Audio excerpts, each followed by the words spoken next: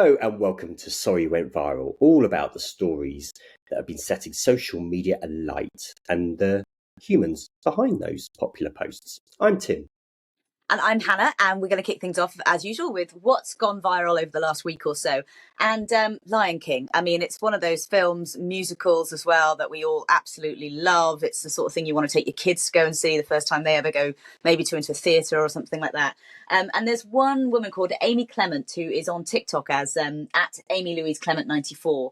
And she has been kind of like lifting the lid and drawing the curtain back, if you like, on what goes on off stage, behind the scenes, really, to bring these kinds of shows to life. Have a look at her TikTok, and then we can sort of dive into the details of it afterwards. Alex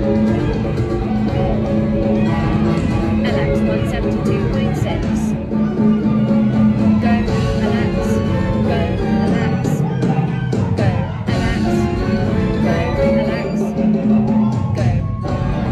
Alex 172.9. Go. Alex 173.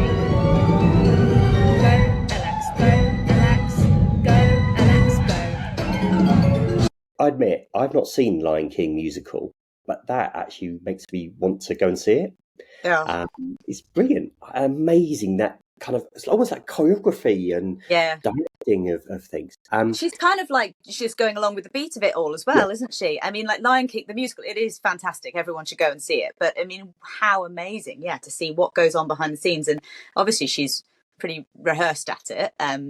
But it's so incredible, the beat that she's keeping. It's a real skill that no one would ever know is really happening unless, if not for Amy. So thank you. But it's great as well. She's not just done that. She's done videos in response to people's questions about what do you see, and talking about stage management.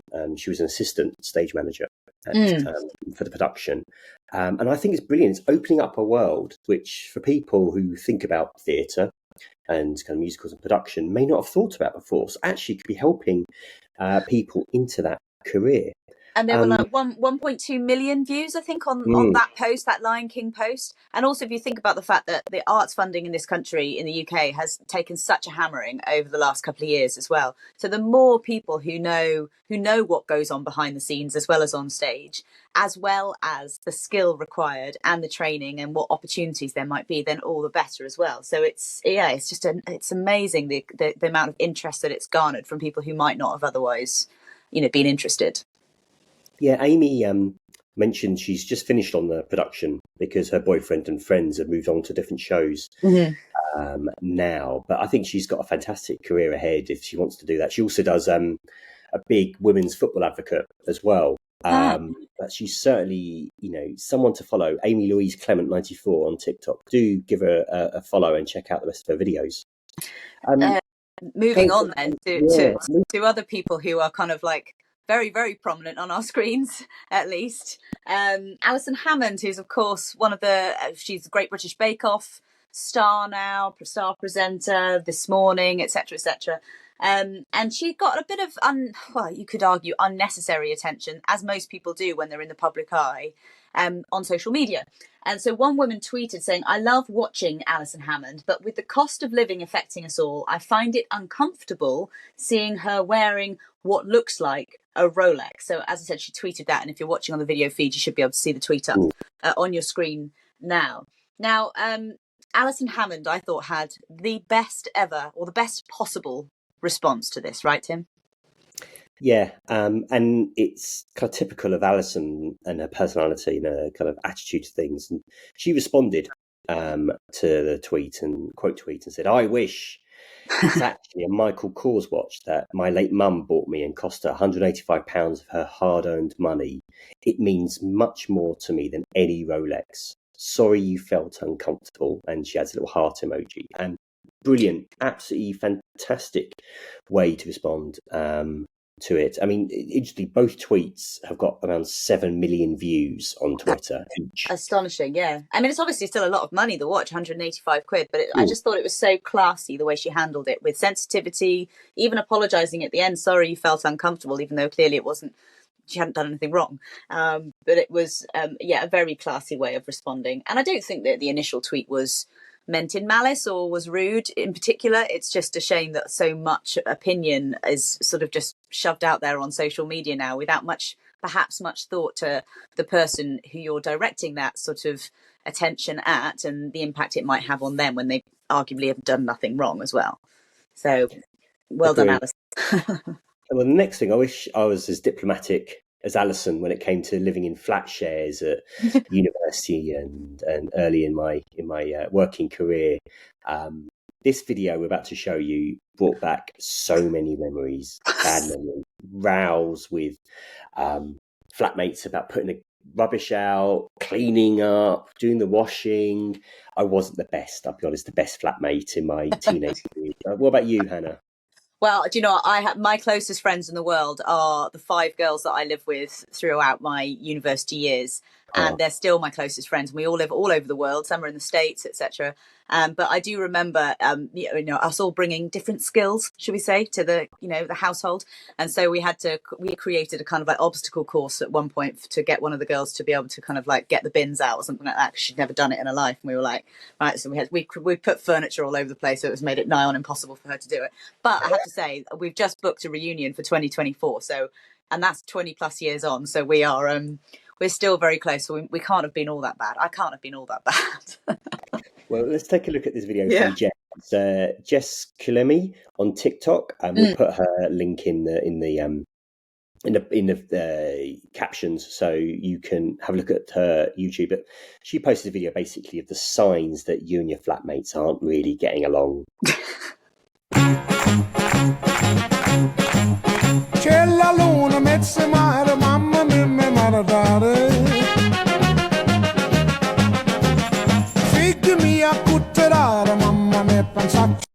So Jess has obviously been being inundated with other messages of people sympathising with, and other people kind of, I don't know, maybe saying that it's wrong of her to be calling out her flatmates on this so publicly. But she replied to one comment saying, "The stuff in this video is the bare minimum. So no, there shouldn't be a compromise. Going to uni doesn't mean you can just become unhygienic." I think you should stand your ground on that, Jess. It's a good point. Well made. No need for dirtiness. To be fair, 40-year-old me would tell 20-year-old me to do exactly the same thing. Wash up. Yeah, exactly. Indeed.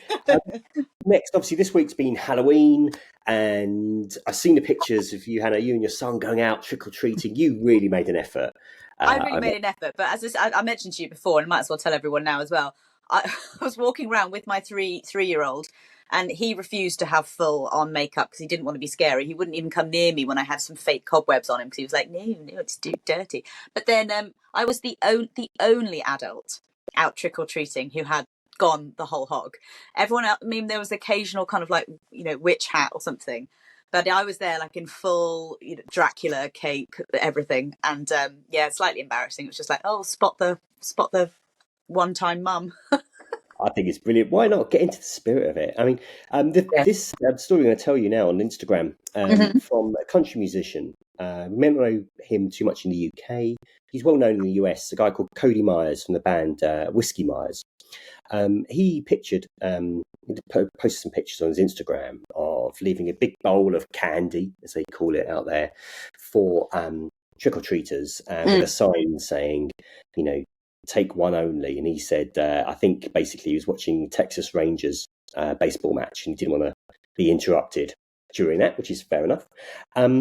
However, unfortunately, this kindness was abused, as we can show you now in this video.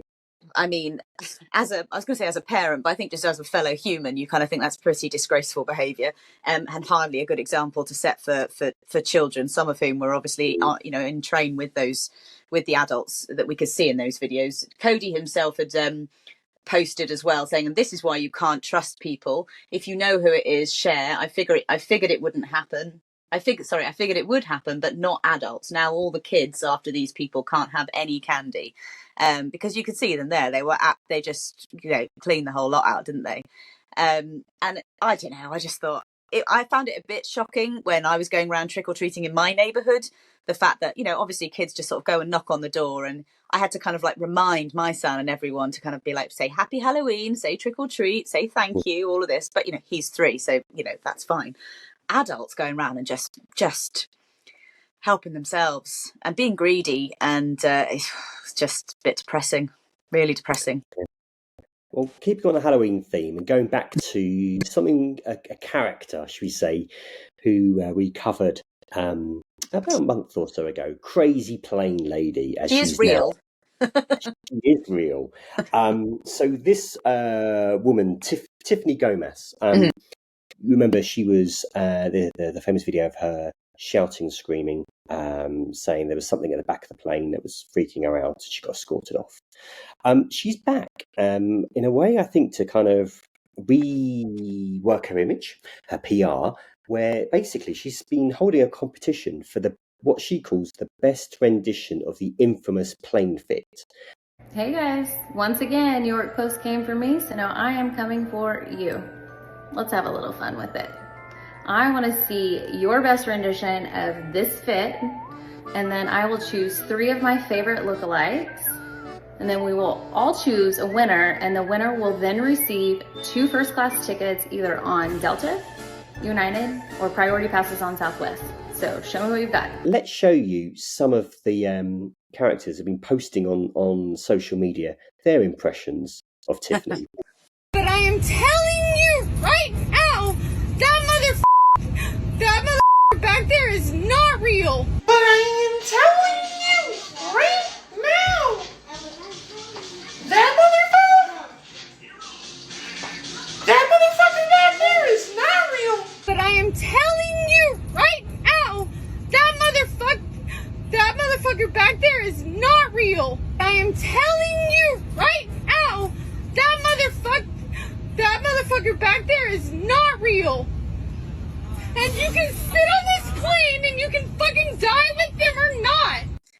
I love the creativity of that. It's just, I think each year people look to dress as kind of memes and characters of that year and the cultural kind of big moments. And she clearly was.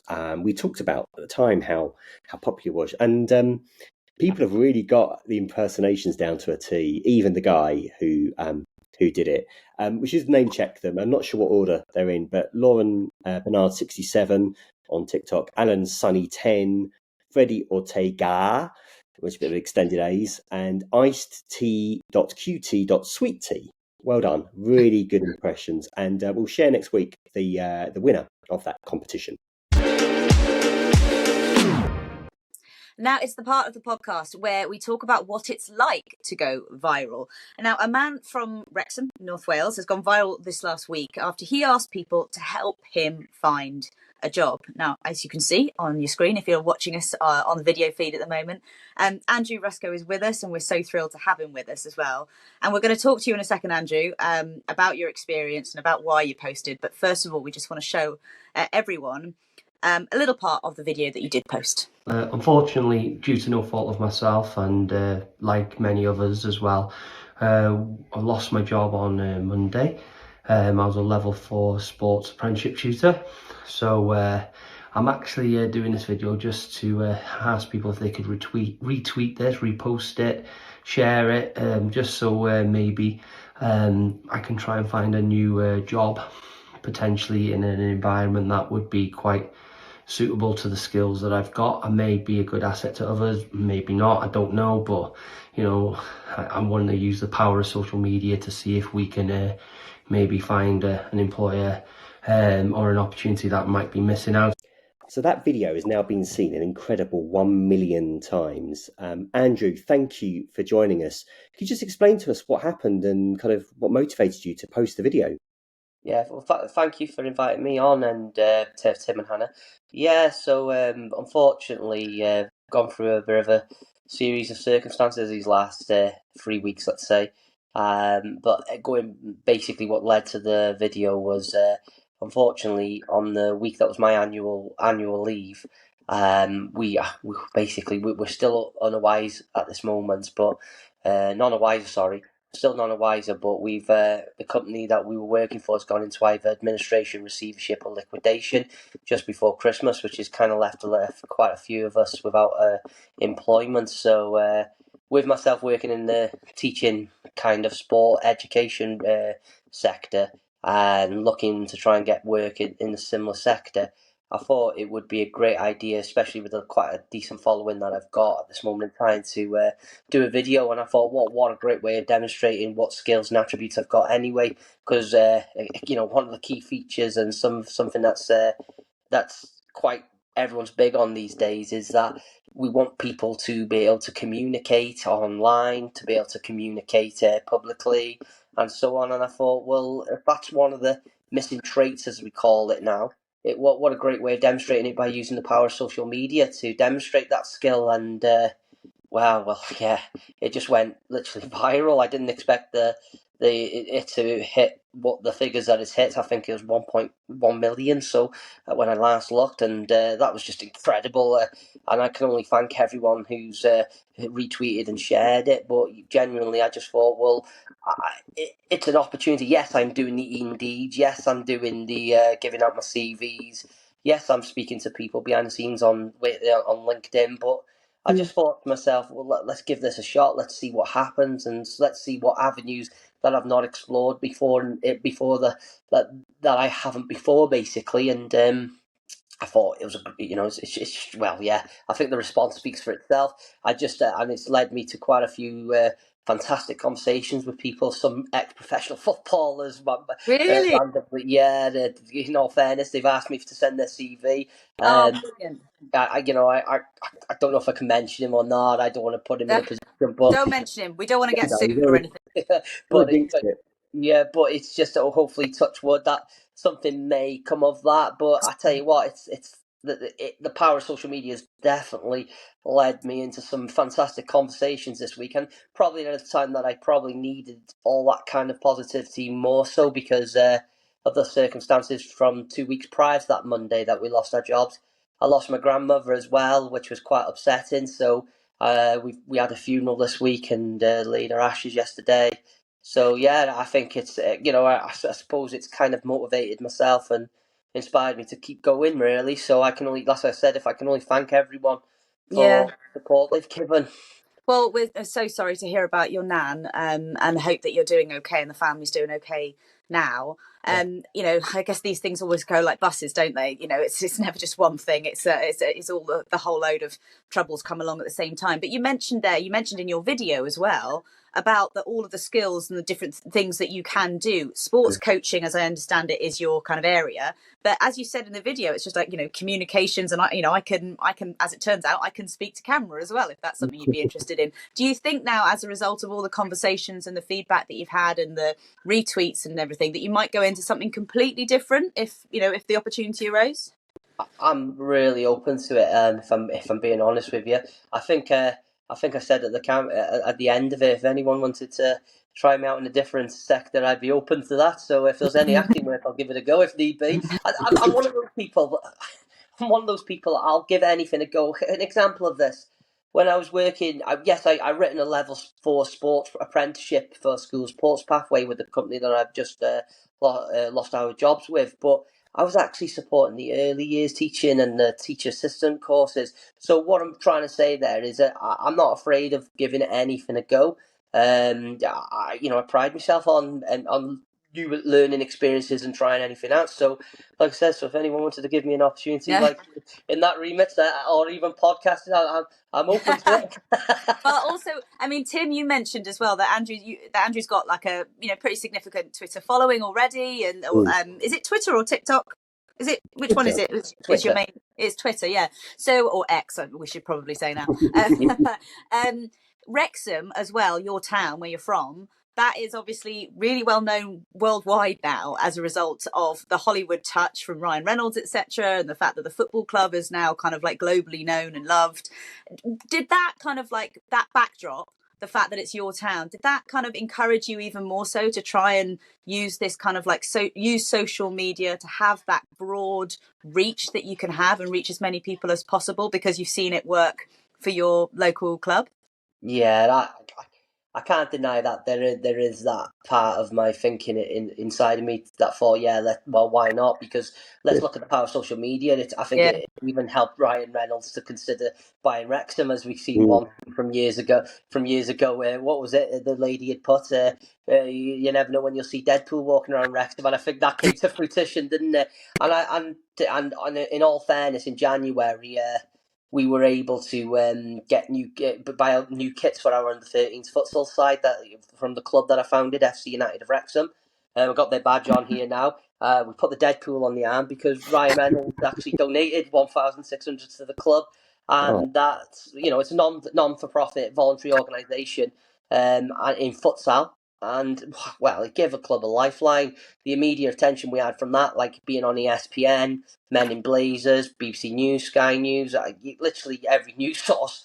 It was unreal. It was an unreal, surreal time, and that's thanks for what Ryan did. But I think you're right.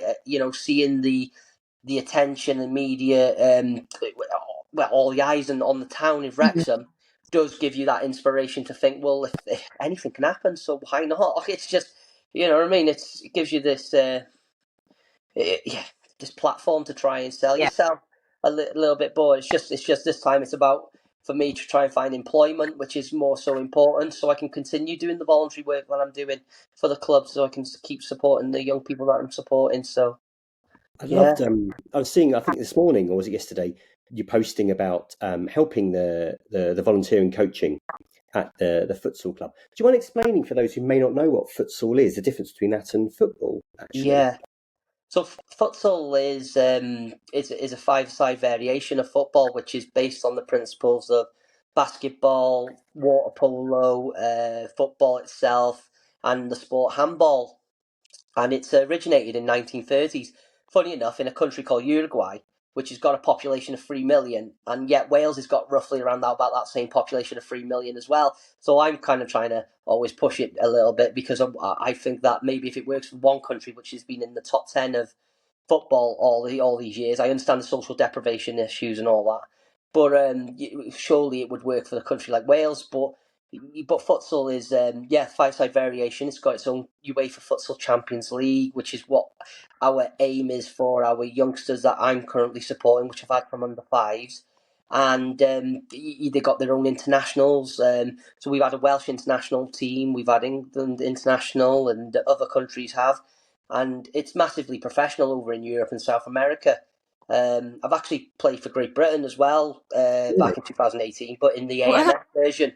So that was the original version of futsal, because what we're engaging in is FIFA futsal, and that was a great opportunity. Thanks. I hope that's on your CV, Andrew, that you've got a cap to your name.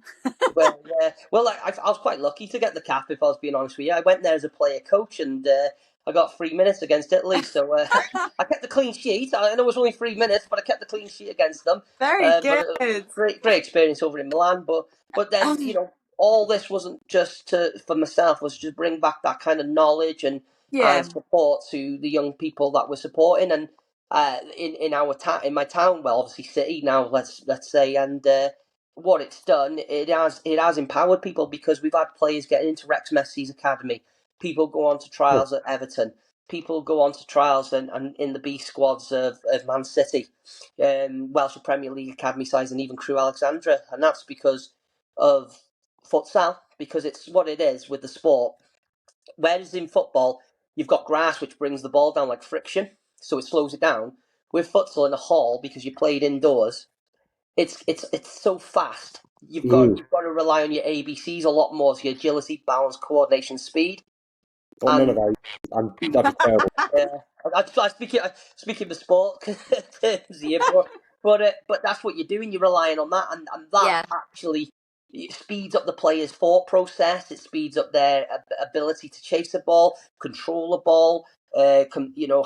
Basically, if they get into a 1v1 situation, they've got to do a lot more skills to get out of danger, and that's what I mean. I live by the sport, and I've seen it benefit so many people over the years because of it. And you are such a good advocate for yourself, but also for the sport, a great proponent of the sport as well. So I mean, I can't think of a better way of being able to say, like, this is me, this is what I'm passionate about, and please hire me, basically. The one thing that everyone will want to know is, are there any kind of firm leads, just before we wrap up the interview, but any kind of firm leads you think that might actually mean that you can get some employment before Christmas, of course?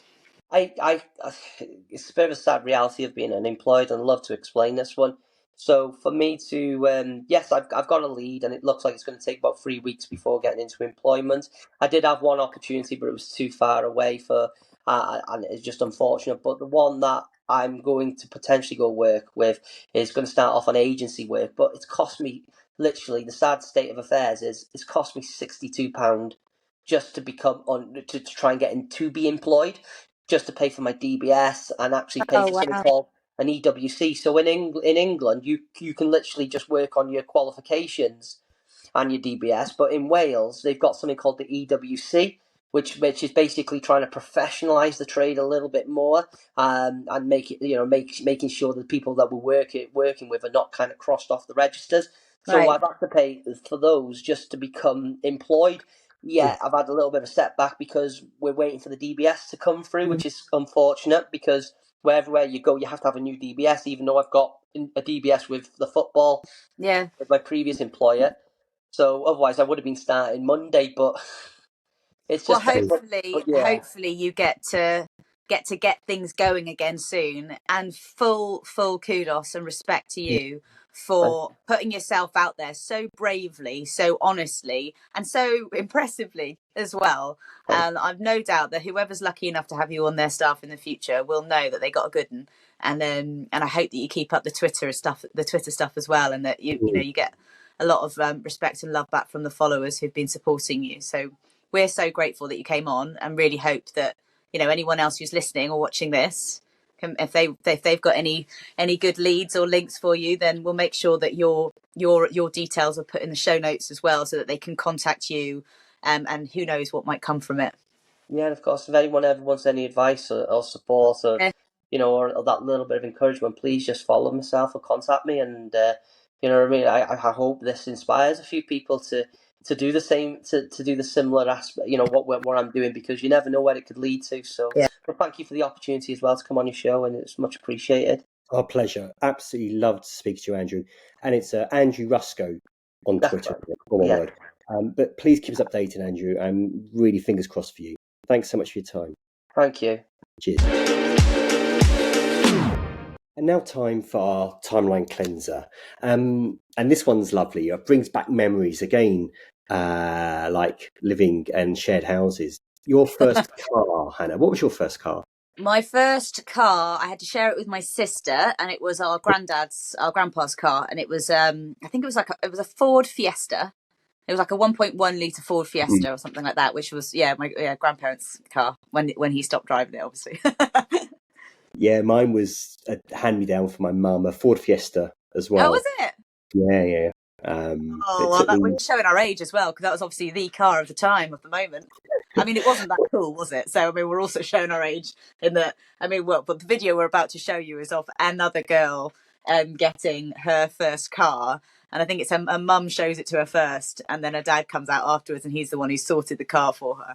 And what does she say? She says something like, she goes, "It's so ugly, I love it. It's so ugly, I love it." Anyway, it's just the best response ever. She's clearly delighted, and everyone should take a look at this. It's so ugly, I love it. My goodness. Oh, you didn't shut the door. Dad drove it. Where's Dad? He's in the bathroom. Oh. It's so ugly, I love it. Sorry, baby. It's the best I can do.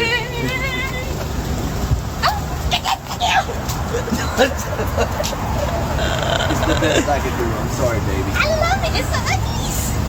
That's lovely, isn't it? As you said, it's so ugly, I love it. What a great thing. I mean, to be fair, that's what you need. You don't want a nice car. I mean, I'm still pranging my car 20 years after passing my license. So I like that attitude. This is from Melissa Tyler 276 on TikTok. She says in her bio she's a recovering addict and mum of 4, and that was one of her daughters get in the car from her partner. This has been seen 38 million times on TikTok. I mean, that is just astonishing, but clearly everyone just loves it. It's such easy watching, isn't it? And I mean, she's right. It is quite an ugly car, I suppose, but she's so happy. She genuinely loves it. And the dad, you could see, I think you can just about make out him saying, "I'm sorry, it's all I could manage," or something. But it's just like, it's just gorgeous. She's thrilled. They have a lovely hug, tears all round. I hope it serves her well, that car, keeps her safe as well, because I have very fond memories of my first one, and it's something that you never forget. Well, that ends this week's show. Thank you for watching and for listening. Thank you to Andrew for taking the time out to talk to us. We'll be putting all the account names and handles of all the people we featured on today's show in our show notes and on our social posts as well. You can find our accounts under Sorry You Went Viral, and we'll see you next week. Bye. Bye-bye.